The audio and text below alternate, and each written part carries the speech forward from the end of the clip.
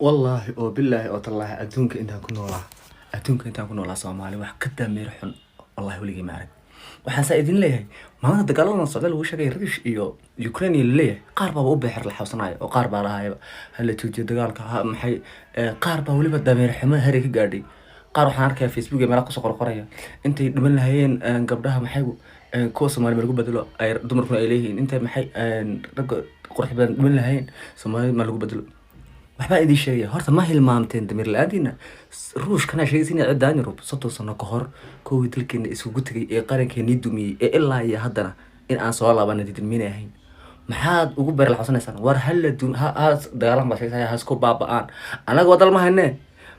war ku duceey inuu dagaalku weynaado ruma idin sheegay dagaalku inay isku baabaan ku duceey wax idin ka galay ma jirto farxadeediba waxa weeye waa in anagu kalena noqdo saaxiib hadii raga wax loo qori waayay anagana u qormayno runta isku sheegno